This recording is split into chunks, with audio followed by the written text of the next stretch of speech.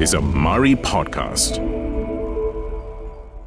Hello, anda sedang mendengar Mobility World. Mobility World adalah sebahagian daripada Plug-in with Mari Podcast Network ataupun rangkaian podcast. Nama saya Luqman Haris dan hari ini saya akan bercakap dengan seorang figure yang tidak asing lagi bagi setengah industri enthusiast. Industri yang saya maksudkan adalah industri otomotif. Sejak beberapa bulan yang lepas, malah sejak setahun yang lepas, banyak perhatian kita teralih dengan pelbagai isu-isu yang besar, COVID-19, PKP dan sebagainya. Sehingga banyak antara kita, ramai antara kita yang terlepas pandang berkenaan dengan banyak isu-isu lain dan potential problems, masalah yang mungkin kita akan hadapi dalam masa terdekat dalam industri lain, termasuk dalam industri otomotif. Kerana dengar cerita, mungkin kita akan ada shortage, kekurangan bekalan microchip untuk industri otomotif kita. Mungkin 20 tahun lepas ataupun 10 tahun lepas perkara ini tak menjadi satu isu yang besar. Tapi sekarang dengan semua kenderaan kita semakin lama semakin banyak elektronik, daripada ke dashboard, ke driving system, malah pemanduan, ke tayar dan enjin dan sebagainya, semua memakai elektronik. Kekurangan bekalan microchip ini berkemungkinan akan melumpuhkan industri otomotif negara, malah dunia. Jadi seserius manakah masalah kekurangan microchip ini? Saya nak cuba faham. Saya bersama dengan saudara Hezri Samsuri. Hezri adalah pengarang urusan bagi portal Kareta.my. Hello Hezri. Hello, apa khabar? Selamat Hari Raya. Selamat Hari Raya Afzai Batin. Kita raya sekarang ni raya norma baru, PKP. Yelah, buat macam mana? Dah 2 tahun dah ni. InsyaAllah tahun depan okey. InsyaAllah. Okey Hezri, so kita nak cakap berkenaan dengan tahun ini dan juga tahun depan. Ramai orang fikir the big picture, PKP dan sebagainya, ya itu memang penting. Tapi dengar cerita ada masalah kemungkinan akan ada kekurangan bekalan microchip dalam industri otomotif. Apa cerita ni Hezri? Boleh explain sikit? Okey, benda ni memang menarik lah. Kita semua ingatkan kereta ni akan ada masalah daripada segi backlog order lah sebab kilang kereta tutup. Tetapi kita mula-mula masa kilang kereta ni tutup ni, kita sebenarnya tak tahu berapa lama kilang kereta akan tutup. Dan ada yang kata mungkin 6 bulan ke apa. Ni kita cerita pasal kilang kereta di seluruh dunia lah. And then suddenly kan, tiba-tiba kan kilang kereta dekat Europe, dia buka selepas beberapa bulan. Dia boleh buka balik. I think about 2 months. Lepas 2 bulan dia buka balik. So production was running. Tak ada siapa pun dapat agak akan ada masalah microchip ini tahun ini. Tidak ada siapa pun. You see, dalam kereta, kita ada lebih kurang 35,000 komponen untuk satu kereta. 30 ke 35,000 komponen. Ini untuk kereta-kereta biasa lah. Now, sekarang ni disebabkan oleh homologasi, iaitu undang-undang yang mengetatkan bukan setakat kualiti tetapi teknologi keselamatan dan juga kawalan asap kenderaan, emission. Untuk kereta sekarang ni terlampau banyak elektronik. Kita ada ECU mata kata. Kalau dulu kereta ada satu saja ECU. ECU ni kira dia punya otak lah. Sekarang ECU dalam kereta ada bermacam-macam. In fact, radio touch screen dalam kereta sekarang ni jauh lebih canggih daripada laptop ataupun PC kita zaman dulu-dulu. Itulah kan. Itu dia. So ECU ni sangat penting. Dalam ECU kita ada microchip. So microchip ni memang vendor-vendor dia merata lah. Malaysia pun dulu memang antara orang kata pembekal semiconductor yang besar jugalah. So unfortunately semua orang sekarang work from home. Bila orang work from home, so peranti macam laptop, komputer, handphone, telefon pintar semua ni, sales dia pun naik lah. Nah, yang itu lagi banyak guna microchip. Jadi, masalah dia ialah kilang microchip, dia macam jangkakan kilang kereta akan tutup lebih lama daripada sepatutnya. Jadi, sekarang ni kita ada, jadi diorang bagi microchip ni untuk peralatan-peralatan elektronik. Ini kita ada game PS5 pun tengah naik. Xbox pun tengah naik. So diorang ada ramai klien yang nak pakai microchip. Jadi at the end of the day, pada penghujungnya belah automotive industry pula yang tak cukup. Sangat, orang kata apa, problem ni sangat besar sampai ke dekat Eropah sebabkan kilang nak berjalan juga tapi microchip tak ada. So diorang tetap buat kereta tapi kereta tu tak ada microchip, tak boleh jual. Dah siap kereta tu dia simpan dekat tempat lain. Dia storekan kereta tu, tunggu microchip saja datang. It has come to that point. Ada kita data ataupun tidak berkenaan dengan berapa banyak kereta yang sebenarnya dah siap tapi kena simpan dekat warehouse sebab tak ada microchip, tunggu microchip. Yang itu memang Eropah saja buatlah sebab pasaran dia orang besar lah. Dekat Malaysia tak ada lagi lah. Dekat Malaysia memang kita memang slow down lah. Yang ini kita, impact dia apa dia? Ialah orang tak boleh dapat kereta yang dia tempah. So waiting list makin lama. Sebab kereta tak siap. Betul, kita tak boleh nak buat lah. So Malaysia kita tak boleh nak buat macam tu lah. Kita kena tunggu jugalah benda tu. Jadi kita boleh nampak impact dia. Contohnya macam bulan Mac hari tu, jualan selalunya Malaysia ni, daripada berapa belas tahun dah, Pro 2 nombor 1, it has been the Myvi or one of their models. Tapi kali ni jatuh, Proton pula dapat lepas. Sebab Proton dia ada banyak stok lama. So time tu lah dia dapat menang, dia dapat potong Pro 2 lah. So kita Jadi untuk kereta Pro 2 memang sedang berlaku sekarang. Memang tengah berlaku sekarang bahawa ada kereta-kereta yang tidak boleh disiapkan dan tidak boleh dihantar ke pelanggan sebab tak ada microchip. Memang kita dah facing this problem today. Yeah, it's not only Pro 2 tetapi kebanyakan brand-brand jugalah sebenarnya. Kita ada satu truck pickup yang waiting list sampai 9 bulan. Jenama tempatan? Tak. Jenama Jepun lah. Okay. We don't have a local pickup truck yet. Tapi selalunya yang masalah dalam sebab market kita kecil. Market kita jual kereta lebih kurang dalam 600,000 unit setahun sajalah, which is very small actually in numbers. Yeah. Kita tidak boleh demand banyak sangat daripada prinsipal dia orang lah. So macam contohnya lah, Toyota tak boleh nak cakap dekat Japan, kalau dekat Thailand, kita orang nak orang tak ada market lagi besar daripada you sabar. So that is the issue. So kita duduk dalam Malaysia, kita ingat kita paling power, right? Actually tak, kita sekarang ni antara yang paling kecil lah pasaran dia tu. So kita kena sabarlah. But apa yang saya fahamkan macam Pro 2, dia dah kata starting from June, bermula daripada bulan Jun, mereka dah dapat menyelesaikan masalah itu berperingkat-peringkat, insyaAllah. Sama juga dengan sebab Pro 2 dia duduk dalam lembayung Toyota dan Daihatsu. So saya expect Daihatsu, Toyota pun akan start juga dapat microchip punya bekalan apa semua tu. And then kita ada juga apa orang kata jenama-jenama lain lah. Jenama apa pun sama juga. Actually semua sama. Yang mana tak ada masalah tu sebenarnya ialah brand-brand yang sejuk sikit lah. Dia ada stok-stok lama lah. Yang tak jalan banyak lah. Orang tak beli dengan cukup banyak dan cukup pantas. Ya. Yeah. Dan ada yang kata dengan saya China pun tidak ada masalah ni. Sebenarnya tidak. China sebenarnya ada masalah ni. Malah China punya masalah lebih besar. Kerana walaupun mereka sekarang ni sedang mengejar untuk jadi sebuah negara yang super maju, diorang sebenarnya ada masalah pembuatan microchip tempatan. They don't have the expertise untuk buat microchip secara domestik. So what they have is actually yang orang kata apa, it's not the high-tech version of the parts that they want. So they have their own problem when it comes to microchip. So sekarang ni car companies kan, masa ingat tak dulu kita ada banjir dekat Thailand and kita ada tsunami dekat pun. So bila berlaku dua tragedi tu, syarikat kereta dia dah faham dah, dia tidak boleh dapat bekalan daripada satu vendor saja. So they have multiple vendors. So just in case kalau jadi apa-apa, na'udzubillah min zalik, dia boleh cari daripada tempat lain lah. Tapi ada backup lah. Tapi masalahnya untuk microchip lain pula dia punya taktik. Microchip dia bukannya ambil daripada vendor. Kereta ni, car companies ni, untuk microchip dia pergi pegang raw material tu. Kenapa macam tu? Sebab dia orang nak benda tu betul-betul. They want to control it. Macam permainan kereta elektrik lah, EV. Untuk EV, sebelum you bina EV, you kena book bateri itu dulu. So you dah tahu dah, okay, for the next 5 years aku dah ada bekalan bateri. Sebab without bateri, you cannot build an EV. Sama juga dengan microchip ni. Nak buat microchip, you tak boleh buat kalau tak ada raw material. So dia pergi pegang raw material benda tu. Yang masalah yang sekarang ni, yang tak cukup bukannya raw material. Kilang tu sendiri tak cukup. Tak cukup tangan nak buat.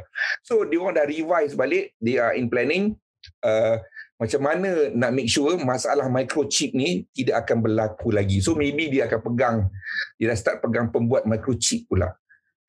Kita jangka mungkin sejak setahun lepas disebabkan keadaan ekonomi kita tertekan, bukan sahaja di Malaysia tapi di serata dunia, mungkin demand untuk kereta tu pun akan turun juga kerana orang mungkin kurang duit ataupun orang lagi berhati-hati nak berbelanja, especially perbelanjaan yang besar macam nak beli kereta yang sangat mahal dan sebagainya. Jadi orang ingat demand ni akan go down. Tapi adakah demand yang mungkin go down in some parts of the world ataupun mungkin di Malaysia tak cukup untuk offset production kereta yang juga dah kurang sekarang sebab tak ada microchip? Okey, kereta ni sebenarnya, pembuatan kereta dia bukan macam bulan ni aku dapat 2,000 order so aku kena buat kereta 2,000. Tidak. Dia kilang industri kereta ni adalah satu industri yang pada pendapat saya sangat menarik sebabnya projection dia orang ialah untuk 10 tahun. So macam kalau saya nak buat kereta untuk tahun depan, saya dah kena agak dah berapa banyak kereta saya nak. So tahun lepas memang slow lah sebab COVID, tak boleh nak keluar rumah apa semua. So ramai orang expect 2021 market akan jadi lebih slow, tak setinggi dulu. So diorang semua budget production untuk banyak ni lah. Contohnya dia nak buat untuk maybe 2,000 lah. Tengok sale melonjak tau. Tapi itu yang pelik juga tahun 2021 sale melonjak. Dekat Malaysia pun meningkat, betul tak? Betul, sale melonjak banyak. How do you rationalize this? Kerana kita tahu sekarang ni ekonomi memang sangat tertekan. Kewangan orang pun sangat tertekan sebabkan COVID, sebabkan PKP dan sebagainya. Tapi pembelian dan permintaan kereta meningkat. Mengapa? Pada pendapat saya, sektor ekonomi yang untuk mereka yang bergaji tetap dan juga yang bekerja dengan syarikat besar memang kuat pasaran di Malaysia, kukuh. So maknanya income bulanan mereka memang ada, memang kukuh. Alhamdulillah, ya. So kita boleh tengok sendirilah kadar pengangguran Malaysia macam mana, dia tak berapa tinggi sangatlah. So mereka yang bergaji tetap terima gaji walaupun ada yang kena potongan gaji dulu apa semua, tapi sekarang ni ekonomi, whether we believe it or not, memang tengah kukuh. Dan bank juga can be seen a bit more lenient walaupun bulan lepas dia cakap dah they will be a bit more cautious dalam nak melepaskan loan, untuk meluluskan loan. Tapi masih lagi tinggi. So in fact there is an interesting phenomenon actually dalam bulan Mac hari itu, penjualan motosikal Malaysia mencapai rekod paling tinggi dalam sejarah. Itulah. Tanah Maya. So maknanya tahun lepas bila kita work from home apa semua, even sekarang pun duit tu tak berjalan tak ke mana. So diorang ada banyak cash money. And then kita ada pula lah apa tu yang KWSP punya tu. Boleh keluar simpanan akaun satu. Ya, RM10,000 tu. So orang cash money. So orang beli kereta dengan motor sekarang ni bukannya pasal diorang nak perlu ada. Itu memang ada lah. Tetapi kita ada pengembangan yang besar daripada satu segmen ini, iaitu lifestyle, gaya hidup. Dia orang beli motor bukannya dia orang pakai pun, tapi sebab dia nak satu dekat rumah sebagai lifestyle. Jadi hobi. So dalam motosikal ada microchip ataupun tidak? Ada. Banyak atau tidak? Tak sebanyak kereta lah obviously, tetapi tetap ada sebab motosikal sekarang ni dia dah pakai EFI, dia pakai fuel injection, carburetor lah. So dia kena ada juga. Dia kena ada. Jadi ni microchip shortage ini yang kita jangkakan akan berterusan untuk some time to come. Adakah dia akan sampai satu tahap dia akan effect supply motosikal juga? Supply motosikal memang ada yang tak cukup pun sebenarnya. Ada yang tak cukup pun. Walaupun motosikal, syarikat motosikal tak ada, tapi kita orang turun market memang ada pun. Cuma market speculate, dia orang simpan stok lah apa semua, sebenarnya tak rugi untuk dia orang simpan stok pun. Sebabnya nak simpan stok nak buat apa, nanti kalau kita launch model baru, dia orang dah tak ada nak buat sale. Antara sebabnya ialah shortage daripada segi bekalan microchip lah. Okay. Mengapa kita semua umum ni tak tahu? The public doesn't really know about this problem. Adakah kita ni di overshadow oleh pelbagai masalah lain sekarang, ataupun mungkin war-war berkenaan dengan maklumat yang agak penting ni yang akan memberi kesan kepada kehidupan seharian kita, kebanyakan orang kurang sedikit, because we need to know more about this problem. Kita tak aware pasal this problem. Kenapa? Sebabnya kita orang otomotif pun baru tahu benda ni yang lepas. Kita tak expect pun benda ni jadi tau. Microchip ni satu benda yang zaman dulu kira macam boleh baling lah, bersepah ada kan. Sebab it's basically a controller lah, pengawal lah kan. So ada banyak. Rupanya ramai orang dah nak start pakai benda tu So tiba-tiba, ya Allah tak cukup. So I hope that Malaysia akan ambil kesempatan ni tau. I mean, maybe macam Korea Selatan contohnya. Government dia keluarkan grant tau untuk buat microchip tau, untuk buka kilang, buat microchip tau. So mungkin saya rasa zaman-zaman masa saya membesar tahun 1980-an dulu duduk depan kilang semiconductor, tengok awet keluar kerja kan. Lepas tu kena ada balik lah. Kilang-kilang tu kena hidup balik tau. Kat Kuantan, dekat Terengganu ke Kelantan, East Coast tu kena buka balik kilang-kilang ni lah. Sebab microchip memang makin lama makin wanak lah. Okay, apa yang kita boleh jangka sekarang? Sebab kita tahu ada shortage, microchip ada kekurangan bekalan. Bagi ramai orang yang ataupun ada segelintir orang yang nak beli kereta ataupun ada rancangan untuk beli kereta dalam beberapa bulan akan datang ataupun tahun ini. Apa jangkaan kita berkenaan dengan berapa bulan benda ni akan berkekalan? Shortage kereta ataupun waiting listnya, queue-nya panjang. Okey, itu satu soalan yang sangat bagus sebenarnya. Saya rasa selagi kita beli kereta dan mengambil pinjaman selama 5 tahun, 7 tahun, 9 tahun, kita kena sabarlah. Ya? Kita kena sabar, kita kena fikir balik. Janganlah sebab tak sabar kita cari apa yang dah ada. Sebab kita nak ikat diri kita dengan pinjaman yang sangat lama ni. Dan kereta bukannya macam rumah, dia bukannya appreciate harga kereta. Harga kereta menurun, so kita memang akan rugi. Jadi kalau boleh, kalau kita tak berapa mampu, kita cari kenderaan yang mempunyai nilai jual balik yang lebih tinggi. Ya, zaman dulu ada juga kritik yang mengatakan, kereta-kereta, kalau kita ni passionate pasal kereta, kita tak boleh nak beli kereta-kereta yang second value dia tinggi sebab kereta-kereta ni membosankan. Memang betul, tetapi sekarang ni saya lihat ada beberapa perubahan di mana kereta-kereta jenama lazim yang popular ni, yang dulunya membosankan untuk dibawa, tapi sekarang ni diorang dah sedap untuk dibawa, untuk dipandu dan mempunyai pelbagai kelengkapan yang menarik. So to me, memang lama nak tunggu, ada yang sampai 9 bulan masa saya cakap tadi, tetapi mungkin dia berbaloi untuk menunggu tu. Menunggu tempoh 9 bulan tu lebih berbaloi daripada mungkin kita beli satu jenama yang kita tak suka. Macam kena kat saya lah, enthusiast yang tak nak beli kereta yang mass produce yang banyak kerana macam membosankan. Tapi memang sanggup tunggu, saya pun sanggup tunggu tahu dulu. Okay. What can the authorities do? Apa yang kerajaan sebagai contoh boleh lakukan untuk memperbaiki sedikit masalah ini, mungkin untuk kita kurangkan kekurangan bekalan ataupun kita pendekkan sedikit nak waiting list orang nak beli kereta baru ni. What can we do? Saya rasa tak banyak apa yang pihak kerajaan boleh buat sebab dia orang tak boleh nak kawal pun pengeluaran microchip. Dan daripada segi pemberian insentif, saya rasa apa yang kerajaan dah bagi tu dah cukup dah lah. Kita dah bagi dia SST, pengecualian cukai jualan sehingga hujung bulan Jun. Mungkin saya rasa kerajaan boleh lanjutkan lagi tempoh itu sehingga ke 31 hari bulan 12 lah, sebabnya ramai yang tak dapat kereta lagi. So itu akan membantu industri lah, sebab industri otomotif memang tengah menaik, tapi kalau kita cantas pemberian insentif itu, nanti dia akan turun balik lah. Yang itu yang kita tak nak tu, dia tengah nak naik tu. So kita pada pendapat saya biarkan dulu. Saya harap insentif itu akan diteruskan sehingga hujung tahun. Microchip yang kita gunakan untuk menghasilkan kereta-kereta tempatan, adakah kebanyakannya masih lagi kita import? Unfortunately, kebanyakan peralatan elektronik yang mana yang betul-betul high-tech memang kita import daripada luar lah. Dan sebenarnya yang banyak yang sangkut ni ialah datang daripada kilang di US. Tapi itu yang surprising, sebab dah lama sangat kita dengar sebelum ini Malaysia is very strong in semiconductors, E&E, electric and electronic, antara ekspor kita yang paling tinggi, yang kita hasilkan juga yang paling tinggi. Tapi rupanya microchip ni kita masih lagi jauh daripada tahap penghasilan kita, masih lagi jauh daripada apa yang ideal mungkin.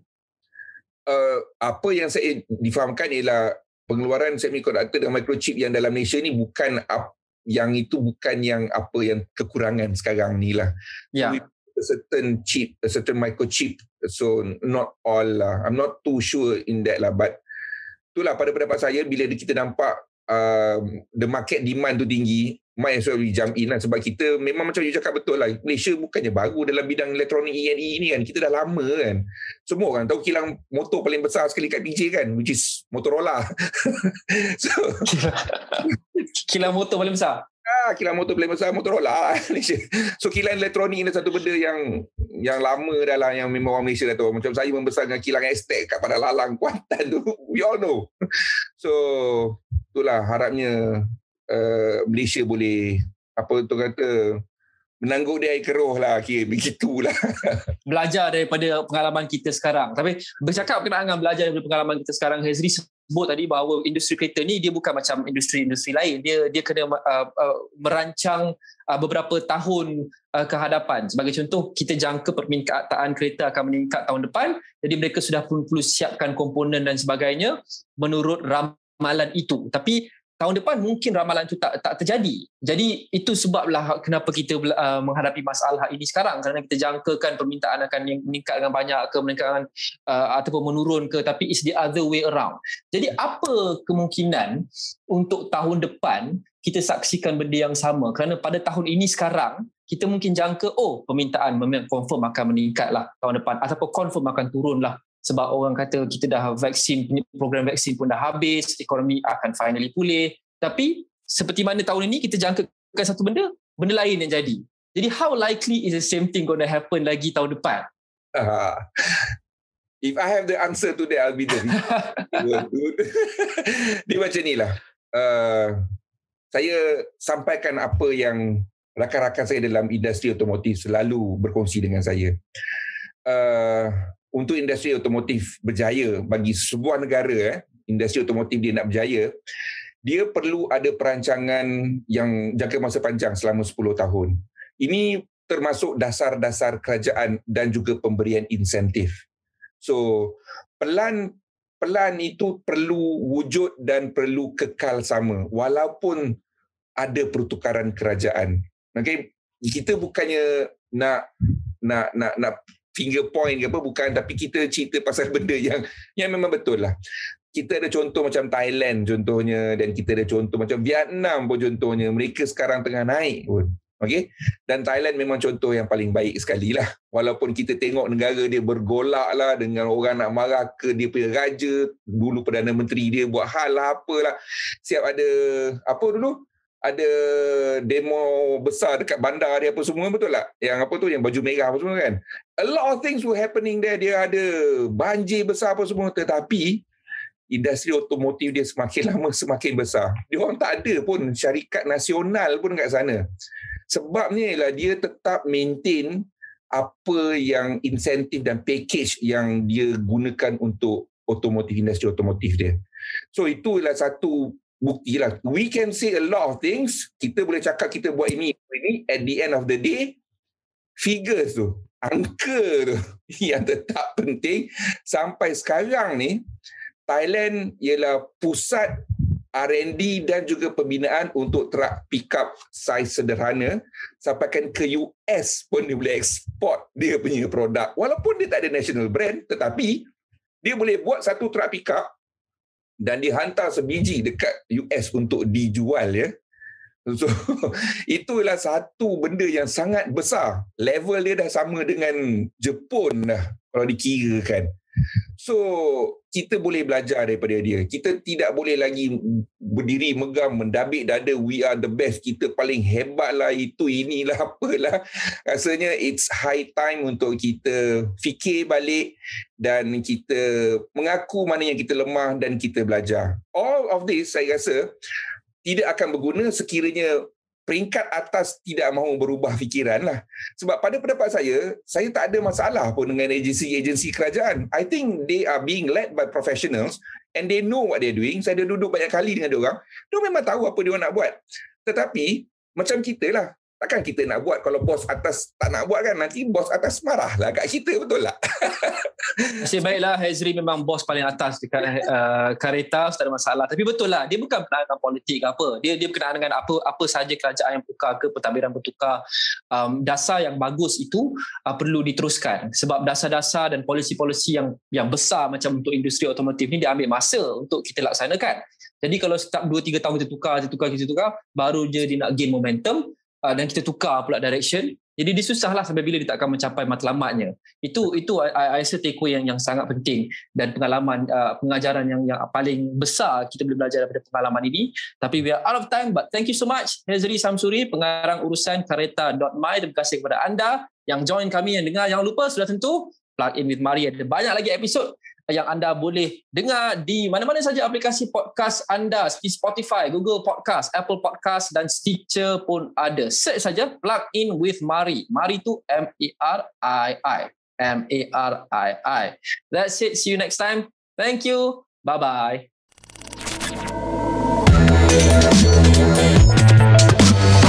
This is a Mari podcast.